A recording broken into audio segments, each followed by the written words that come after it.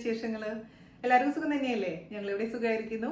അപ്പോൾ ഞാനിന്ന് വന്നിരിക്കുന്നത് വളരെ എളുപ്പത്തിൽ തയ്യാറാക്കാൻ പറ്റുന്ന ഒരു കോംബോ ആയിട്ടാണ്. കോംബോ എന്ന് പറയുമ്പോൾ ഈസി ഫ്രൈഡ് റൈസും അതുപോലെ തന്നെ മഷ്റൂം കറിയും. ഓഫീസിലൊക്കെ പോകുമ്പോൾ ചടപടാന്ന് ഉണ്ടാക്കാൻ പറ്റുന്ന റെസിപ്പിയാണ്. അതുപോലെ തന്നെ മക്കൾക്ക് സ്കൂളിലേക്ക് ടിഫിൻ ബോക്സ് ഐറ്റം ആയിട്ട് കൊടുത്തുവിടാൻ പറ്റും കേട്ടോ. അപ്പോൾ നമ്മൾ ഇതിൽ മഷ്റൂമിന് പരമായിട്ട് എന്തൊക്കെ വെജിറ്റബിൾസ് അല്ലെങ്കിൽ നോൺ വെജ് ആഡ് ചെയ്യാമെന്ന് ഞാൻ വീഡിയോയിൽ പറഞ്ഞിട്ടുണ്ട്. അപ്പോൾ അതിനനുസരിച്ച് മാറ്റങ്ങൾ വരുത്തിക്കോളൂ. ഇപ്പോൾ എല്ലാവർക്കും ചിലപ്പോൾ മഷ്റൂം ഇഷ്ടമായിക്കൊള്ളണമെന്നില്ലല്ലോ. അപ്പൊ അതനുസരിച്ച് ചെയ്യാം.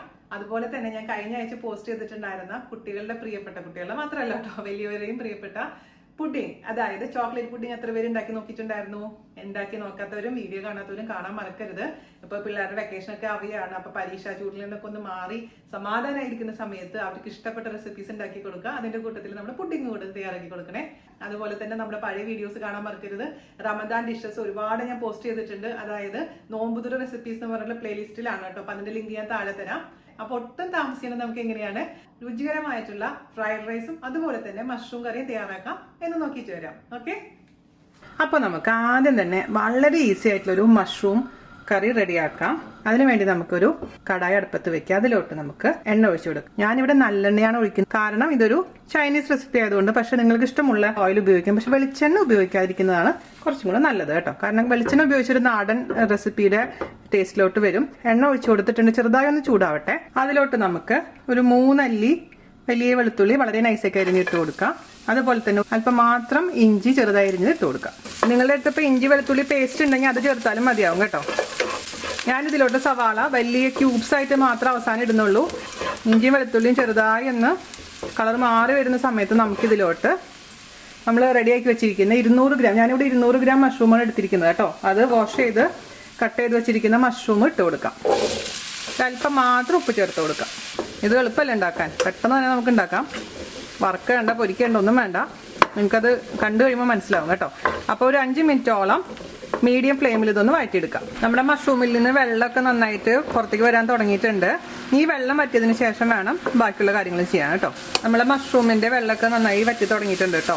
ഇതിലോട്ട് നമുക്ക് നിങ്ങൾക്ക് വേണമെന്നുണ്ടെങ്കിൽ അപ്പോൾ ഇഞ്ചി വെളുത്തുള്ളി ഇട്ട സമയത്ത് തന്നെ കുറച്ച് അണ്ടിപ്പരിപ്പും അതുപോലെ തന്നെ പച്ചമുളക് മുറിച്ചതും ചേർത്ത് കൊടുക്കാം കേട്ടോ.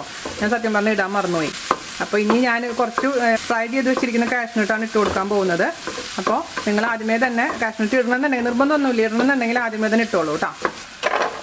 2-3 പച്ചമുളകും കൂടി ഇട്ട് കൊടുക്കാം. തരി മാത്രം എണ്ണ ഒഴിച്ച് കൊടുക്കുക, എണ്ണ വേണ്ട അധികം. ആദ്യമേ തന്നെ ചെയ്യണമെങ്കിൽ ഈ പരിപാടി വേണ്ട കേട്ടോ. ഞാനത് പെട്ടെന്ന് എൻ്റെ മനസ്സിൽ നിന്ന് വിട്ടുപോയതാണേ. അപ്പോൾ ഞാനിതിലേക്ക് ചേർത്ത് കൊടുക്കാൻ പോകുന്നത് സോയാ സോസ്, ചില്ലി സോസ്, അതുപോലെ തന്നെ സ്വീറ്റ് സോയാ സോസ്, ടൊമാറ്റോ കെച്ചപ്പാണേ. അതേസമയം നിങ്ങളുടെ അടുത്ത് ഇപ്പോൾ സ്വീറ്റ് സോയാ സോസ് ഇല്ലാന്നുണ്ടെങ്കിൽ അതിന് പകരമായിട്ട് ബ്രൗൺ ഷുഗറോ അല്ലെങ്കിൽ പഞ്ചസാരയോ ചേർത്ത് കൊടുത്താൽ മതി. ഇനി ഞാനിതിലോട്ട് ക്യൂബായി അരിഞ്ഞു വെച്ചിരിക്കുന്ന ചെറിയ സവാളയുടെ കഷ്ണങ്ങൾ, അതുപോലെ തന്നെ 2 തരം ക്യാപ്സിക്കം. അത് എൻ്റെ ഉള്ള കാരണം ഞാൻ ഇട്ടതാണേ. അല്ലെങ്കിൽ നിങ്ങൾക്ക് ഏതെങ്കിലും ഒരു തരം ക്യാപ്സിക്കം ഇട്ടാൽ മതി. ഇത് ക്യാപ്സിക്കം ഇല്ലെങ്കിലും കുഴപ്പമൊന്നുമില്ല. അത് നന്നായിട്ടൊന്ന് വാട്ടിയെടുക്കാം. ഇനി തീ കുറച്ചതിന് ശേഷം നമുക്ക് ഇതിലോട്ട് സോസുകൾ ഒഴിച്ചു കൊടുക്കണേ. 2 ടേബിൾ സ്പൂൺ ടൊമാറ്റോ കെച്ചപ്പ്, അതുപോലെ തന്നെ 1 ടേബിൾ സ്പൂൺ സോയാ സോസ്. ഞാൻ ഡാർക്ക് സോയാ സോസാണ് ഉപയോഗിച്ചിരിക്കുന്നത് കേട്ടോ. 1 table spoon sweet soya sauce. ഇപ്പം നിങ്ങളുടെ അടുത്ത് ഇതില്ലാന്നുണ്ടെങ്കിൽ 2 table spoon normal soya sauce ഉപയോഗിച്ചാൽ മതിയാവും കേട്ടോ. ഇനി ഞാൻ ഇതിലേക്ക് ചേർത്ത് കൊടുക്കാൻ പോകുന്നത് ചില്ലി പേസ്റ്റ് ആണ്. ചില്ലി പേസ്റ്റ് ഇല്ലാന്നുണ്ടെങ്കിൽ ചില്ലി സോസ് ചേർത്ത് കൊടുക്കാം കേട്ടോ. ഇത് രണ്ടും ഇല്ലാന്നുണ്ടെങ്കിൽ ക്രഷ്ഡ് ചില്ലിയില്ലേ, ചില്ലി ഫ്ലേക്സ് ചേർത്ത് കൊടുത്താലും മതി. ആദ്യം തന്നെ ആ വഴറ്റുന്ന കൂട്ടത്തിൽ കൂടെ ചില്ലി ഫ്ലേക്സ് ചേർത്ത് നന്നായി വഴറ്റിയതിന് ശേഷം ഇതെല്ലാം ചേർത്ത് കൊടുക്കുക. നമ്മുടെ ഉള്ളതനുസരിച്ച് അഡ്ജസ്റ്റ് ചെയ്താൽ മാത്രം മതിയാവും കേട്ടോ.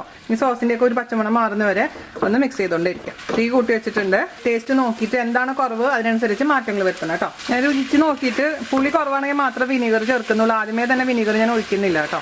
ഇങ്ങനെ തന്നെ നമുക്ക് ഉപയോഗിക്കാം. ഡ്രൈ ആയിട്ട് വേണമെന്നുണ്ടെങ്കിൽ, അതല്ലാന്നുണ്ടെങ്കിൽ വെള്ളം. ഞാനിപ്പോൾ ഇച്ചിരി ഗ്രേവി ടൈപ്പാണ് ഉണ്ടാക്കുന്നത് കേട്ടോ. അതുകൊണ്ട് ഞാനിപ്പോൾ ഇതിലോട്ട് ചൂടുവെള്ളം ഒഴിച്ചു കൊടുക്കാൻ പോവാണ്. 1.5 കപ്പ് ചൂടുവെള്ളം ഒഴിച്ച് കൊടുത്തിട്ടുണ്ട്. ഇനി നന്നായിട്ട് തിളക്കട്ടെ. ഇനി ഇതിലോട്ട് നമുക്ക് കുറച്ച് കോൺഫ്ലവർ കലക്കി ഒഴിക്കണം. അതിന് മുൻപായിട്ട് ഞാൻ ഇതിൻ്റെ രുചി ഒന്ന് നോക്കട്ടെ കേട്ടോ. എന്തായാലും എന്തെങ്കിലും കുറവുണ്ടാവും, നമുക്ക് അതിനനുസരിച്ച് അതിൽ ആഡ് ചെയ്ത് കൊടുക്കാം. ഇത് ടപ്പട്ടപ്പേന്ന് ഉണ്ടാക്കാൻ പറ്റുന്ന ഒരു കറിയാണ്. ഇല്ല, അല്പം മാത്രം ഒരു 2 ഡ്രോപ്പ് മാത്രം വിനീഗർ ഒഴിക്കുന്നുണ്ട് കേട്ടോ, ഇച്ചിരി പുളിക്ക്.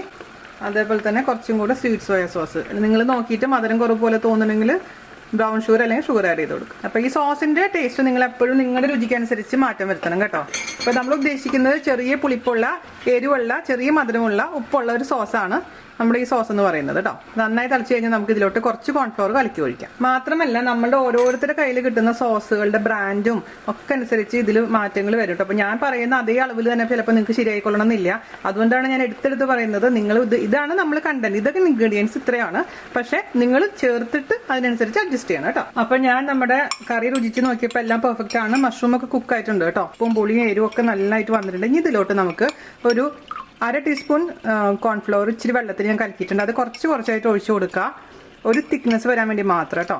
ഞാൻ പറഞ്ഞ പോലെ നിങ്ങൾക്ക് ഡ്രൈ ആയി മതി എന്നുണ്ടെങ്കിൽ ആദ്യമേ തന്നെ വെള്ളമൊന്നും ചേർക്കാണ്ട് ആ ഒരു സമയത്ത് ഓഫ് ചെയ്തോളൂ. ഗ്രേവിയുള്ള ടൈപ്പ് കറിയാവും. അപ്പോൾ നമുക്ക് ഫ്രൈഡ് റൈസിൻ്റെ കൂടെ കഴിക്കണമെങ്കിൽ അല്ലെങ്കിൽ ചപ്പാത്തിയുടെ കൂടെ ഒക്കെ കഴിക്കാൻ ഈ ഗ്രേവിയുള്ള കറിയായിരിക്കും കുറച്ചുകൂടെ നല്ലത്. അപ്പോൾ ഇവിടെ അവിക്ക് ഗ്രേവിയുള്ള കറിയാണ് ഇഷ്ടം. പക്ഷെ എനിക്ക് ബേസിക്കലി ഡ്രൈ ആയിട്ടുള്ള ഐറ്റംസ് ആണ്. ഇതുപോലെ ഗോബി മഞ്ചൂരിയൻ ആണെങ്കിലും ഇങ്ങനത്തെ സംഭവങ്ങളൊക്കെ ഡ്രൈ ആണ് ഇഷ്ടം.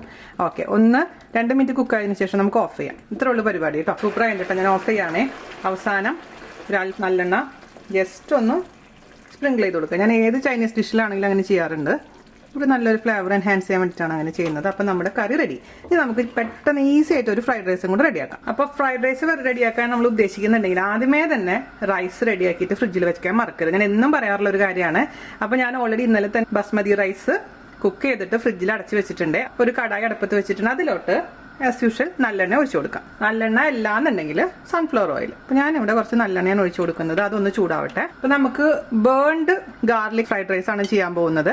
അതായത് നമ്മൾ ആദ്യം തന്നെ കുറച്ചൊരു 4-5 അല്ലി വെളുത്തുള്ളി നീളത്തിലങ്ങ് അരിഞ്ഞു വെച്ചിട്ടുണ്ട്. ഇത് നമുക്കൊന്ന് ജസ്റ്റ് ഒന്ന് ഫ്രൈ ചെയ്തെടുക്കാം. അതായത് ഇപ്പോൾ നമ്മൾ ഉള്ളിയൊക്കെ ഒന്ന് റോസ്റ്റ് ചെയ്തെടുക്കുമ്പോൾ ഉള്ളിയുടെ ഒരു ബ്രൗൺ കളർ വരില്ലേ, അത് ആ പരിവാവുന്ന വരെ നമുക്ക് ഈ വെളുത്തുള്ളി ഒന്ന് റോസ്റ്റ് ചെയ്തെടുത്ത് മാറ്റി വെക്കണേ. ഗാർലിക്കിന്റെ വാസന ഇഷ്ടമുള്ളവർ മാത്രം ചെയ്താൽ മതി, അല്ലെങ്കിൽ ഈ സ്റ്റെപ്പ് ഒഴിവാക്കാം കേട്ടോ. ഒരു ക്രിസ്പി ആവണം ശരിക്കും പറയുകയാണെങ്കിൽ. നമ്മുടെ ഗാർലിക്കിന്റെ പൊടി നമുക്ക് വാങ്ങിക്കാൻ കിട്ടും, ഗാർലിക് പൗഡർ എന്ന് പറഞ്ഞിട്ട്. അത് നമുക്ക് റൈസ് ഫ്രൈ ചെയ്തിട്ട് അതിലോട്ട് ഗാർലിക് പൗഡർ ഇട്ട് കൊടുത്തു കഴിഞ്ഞാലും ഈ ഫ്ലേവർ വരും കേട്ടോ. അങ്ങനെ നിങ്ങൾക്ക് ചെയ്യാം. ഈ ഓയിലിൽ ഇപ്പൊ നമ്മൾ നല്ല ഗാർലിക്കിന്റെ ഫ്ലേവർ ഓൾറെഡി വന്നിട്ടുണ്ട്. ഇനി ആസ് യൂഷ്വൽ വളരെ നൈസാക്കി അരിഞ്ഞു വെച്ചിരിക്കുന്ന ഗാർലിക് ഇട്ട് കൊടുക്കുക. 2 മാത്രം മതി കേട്ടോ. ഞാനിതിലേക്ക് ഇപ്പോൾ സവാളയൊന്നും എടുക്കുന്നില്ല, വെളുത്തുള്ളി മാത്രമേ ഉള്ളൂ. ഗാർലിക് ഫ്രൈഡ് റൈസ് ആയതുകൊണ്ട് അതിലോട്ട് നമുക്ക് കഷ്ണങ്ങൾ ഇടണമെന്ന് ഒരു നിർബന്ധവും ഇല്ല. എന്നാലും ഒരു കളർഫുൾ ആവാൻ വേണ്ടി മാത്രം കുറച്ച് ക്യാരറ്റും ബീൻസും ഇടുന്നുണ്ട്. നന്നായിട്ടൊന്ന് റോസ്റ്റ് ചെയ്തെടുക്കാം. അല്പം ഉപ്പ് ചേർത്ത് കൊടുക്കാം. അതിലോട്ട് നമുക്കൊരു അല്പം സോയാ സോസ് ഒഴിച്ച് കൊടുക്കാം. അല്പം പെപ്പർ പൗഡർ, ഒരു നുള്ളു മാത്രം ഉണ്ട്. പെപ്പർ പൗഡർ താല്പര്യമില്ലെങ്കിൽ ഒഴിവാക്കാം. ഇനി നമുക്കിതിലോട്ട് നമ്മൾ റെഡിയാക്കി വെച്ചിരിക്കുന്ന കുക്ക് ചെയ്ത് ഫ്രിഡ്ജിൽ വെച്ചിരിക്കുന്ന റൈസ് ഇട്ട് കൊടുക്കാം. ഞാനിവിടെ 1 കപ്പ് ബസ്മതി റൈസാണ് കുക്ക് ചെയ്തിട്ടുണ്ടായിരുന്നത്. അത് നമുക്ക് ഇട്ട് കൊടുക്കാം. ഇനി കുറച്ച് സമയം ഇത് കിടന്നിട്ട് ഈ റൈസ് നന്നായിട്ടൊന്ന് ഫ്രൈ ആവട്ടെ കേട്ടോ. അപ്പം ഞാൻ പെട്ടെന്ന് ഇപ്പോൾ ക്യുക്കായി ഉണ്ടാക്കുമ്പോൾ പച്ചക്കറി ഒന്നും അരിഞ്ഞിടാറൊന്നുമില്ല. വെറുതെ വെളുത്തുള്ളി മാത്രം ചെയ്ത് റൈസ് ഇട്ട് പെപ്പർ പൗഡറും സോയ സോസും മാത്രം ഒഴിക്കാറുള്ളൂ കേട്ടോ. ഉപ്പും അവസാനം നോക്കിയിട്ട് ആവശ്യമുണ്ടെങ്കിൽ മാത്രം ഒരു അല്പം മാത്രം വിനീഗർ ഒഴിച്ച് കൊടുക്കും. നമ്മൾ വീട്ടിലുണ്ടാക്കുമ്പോൾ നമ്മൾ വീട്ടിലുള്ള ഐറ്റംസ് വെച്ചിട്ട് അങ്ങ് ചെറുപടാന്ന് ഉണ്ടാക്കിയാൽ മതി. ഇതിപ്പോൾ നമുക്ക് കുട്ടികൾക്ക് ടിഫിൻ ബോക്സ് ഐറ്റം ആയിട്ട് കൊടുത്തു വിടാം കേട്ടോ. അപ്പോൾ കുട്ടികൾക്ക് ഇഷ്ടമുള്ള വെജിറ്റബിൾസ് ഇൻക്ലൂഡ് ചെയ്യാം. വെജിറ്റബിൾസ് ഇഷ്ടമില്ലാത്ത പിള്ളേർക്കാണെങ്കിൽ വെജിറ്റബിൾസ് ഇടാതിരിക്കാം. റൈസ് മാത്രം ഇങ്ങനെ ചെയ്ത് കൊടുക്കുക. അത് അമ്മമാർക്ക് അറിയാലോ, നമ്മുടെ മക്കളുടെ കാര്യങ്ങൾ. അതൊക്കെ നിങ്ങൾ അഡ്ജസ്റ്റ് ചെയ്തോളൂ. പക്ഷേ ഈ ഒരു സംഭവം ഇപ്പോൾ ഞാനിപ്പോൾ മഷ്റൂം ചെയ്തതിന് പകരമായിട്ട് നിങ്ങൾക്ക് അതിന് പകരമായിട്ട് കോളിഫ്ലവർ സെയിം റെസിപ്പി ഫോളോ ചെയ്യാം. അല്ലാന്ന് വെച്ചാൽ സോയ നമുക്ക് ഫോളോ ചെയ്യാം. അങ്ങനെ ഒരുപാട് ഐറ്റംസ് റീപ്ലേസ് ചെയ്യാൻ പറ്റും കേട്ടോ. ഒരുപാട് പച്ചക്കറികൾ നമുക്ക് റീപ്ലേസ് ചെയ്യാൻ പറ്റും. അതേപോലെ തന്നെ സെയിം തന്നെ ചിക്കൻ ജസ്റ്റ് ഇതേപോലെ തന്നെ ആദ്യം കുക്ക് ചെയ്യുക, വഴറ്റിയിട്ട് അതിനുശേഷം സെയിം പ്രൊസീജിയർ ചെയ്ത് കഴിഞ്ഞാൽ ചിക്കനും ആവും. ഏത് വെച്ചിട്ട് നമുക്ക് ചെയ്യാൻ പറ്റും. കുറവാണ്. അപ്പോൾ നമ്മുടെ ഫ്രൈഡ് റൈസ് ഏകദേശം റെഡി ആയി തുടങ്ങിയിട്ടുണ്ട്. നന്നായി ഫ്രൈ ആയിട്ടുണ്ട്. ഫ്രൈഡ് റൈസ് എന്ന് പറഞ്ഞാൽ റൈസ് ഇച്ചിരി ഫ്രൈ ആവണം കേട്ടോ. ഞാനിതിലേക്ക് ഒരു തുള്ളി മാത്രം വിനീഗർ ഒഴിക്കുന്നുണ്ട്. അത് വിചാരിച്ചിട്ട് ഒരുപാട് വിനീഗർ ഒഴിച്ച് കഴിഞ്ഞാൽ നമ്മുടെ ഫ്രൈഡ് റൈസ് കൊള്ളാവും. നിങ്ങൾക്ക് വേണമെന്നുണ്ടെങ്കിൽ മാത്രം ചെയ്താൽ മതി. അല്ലെങ്കിൽ നമ്മൾ വിനീഗറും മറ്റേ പച്ചമുളകും കൂടി ഇങ്ങനെ ഡിപ്പ് കിട്ടില്ലേ, അത് ഒഴിക്കേണ്ട. ആ സാധനം റെഡിയാക്കി വെക്കണമെങ്കിൽ പിന്നെ ഇതിൽ വിനീഗർ ഒഴിക്കേണ്ട ആവശ്യമില്ല കേട്ടോ. അതൊക്കെ നമ്മൾ ആഡ് ചെയ്യുമ്പോൾ സൂക്ഷിച്ച് ആഡ് ചെയ്താൽ മാത്രം മതി. ഞാൻ ഒരു നുള്ള് ഷുഗർ ഇടുന്നുണ്ട്. ഞാൻ രുചിച്ച് നോക്കിയപ്പോൾ എല്ലാം പെർഫെക്റ്റ് ആയിട്ടുണ്ട്. ആവശ്യത്തിനുള്ള ഉപ്പും എല്ലാ രുചികളും ഉണ്ട്. അതിലോട്ട് ഞാൻ അവസാനം കുറച്ച് സ്പ്രിംഗ് ഓണിയനിൻ്റെ പച്ച ഇട്ട് കൊടുക്കുന്നുണ്ട് കേട്ടോ. അതുണ്ടെങ്കിൽ മാത്രം ഇട്ട് കൊടുത്താൽ മതി, നിർബന്ധമൊന്നുമില്ല. ഓഫ് ചെയ്യുക.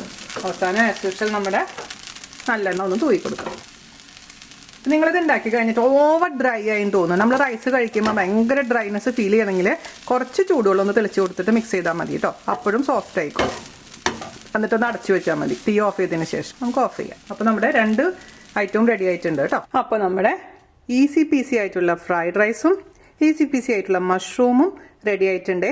ഇപ്പോൾ ഫ്രൈഡ് റൈസിൻ്റെ മേലെ കൂടെ ഞാൻ ആ ഗാർലിക്ക് ഇട്ട് കൊടുത്തിട്ടുണ്ട് കേട്ടോ. ജസ്റ്റ് ഒന്ന് ഞാൻ ഡെക്കറേറ്റ് ചെയ്തെന്ന് മാത്രമേ ഉള്ളൂ. ഇത് ഓപ്ഷനിലാണ്, നിങ്ങൾക്ക് ആവശ്യമുണ്ടെങ്കിൽ മാത്രം ഡെക്കറേറ്റ് ചെയ്താൽ മതി, അല്ലെങ്കിൽ നിങ്ങൾക്ക് കളഞ്ഞേക്കാം. അപ്പോൾ ഇത് കണ്ട, ഇതിൻ്റെ കൺസിസ്റ്റൻസി നോക്കിക്കേ. ഈ റൈസ് എന്ന് പറഞ്ഞു കഴിഞ്ഞാൽ കണ്ട സൂപ്പറായി വന്നിട്ടുണ്ട്. രുചിയും അടിപൊളിയായിട്ടുണ്ട്. ഇപ്പോൾ ഒരു കറി ഇല്ലെങ്കിലും ഈ റൈസ് മാത്രം നമുക്ക് കഴിക്കാൻ പറ്റും, കച്ചപ്പ് കൂട്ടിയിട്ടോ നിങ്ങൾക്ക് ഇഷ്ടമുള്ള എന്താണെന്ന് വെച്ചാൽ. അതേപോലെ തന്നെ നമ്മുടെ മഷ്റൂമും അടിപൊളിയായിട്ട് വന്നിട്ടുണ്ട്. ഇത് ഉണ്ടാക്കാനും അത്രയും എളുപ്പമല്ലേ. എന്തായാലും ട്രൈ ചെയ്ത് നോക്കുക. കുട്ടികൾക്ക് ഉണ്ടാക്കി കൊടുത്തിട്ട് നിങ്ങളുടെ അഭിപ്രായം പറയാൻ മറക്കരുത്. അപ്പോൾ അടുത്ത അടിപൊളിയായിട്ടുള്ള റെസിപ്പി ആയിട്ട് വരുന്നവരെ നന്ദി, നമസ്കാരം. താങ്ക്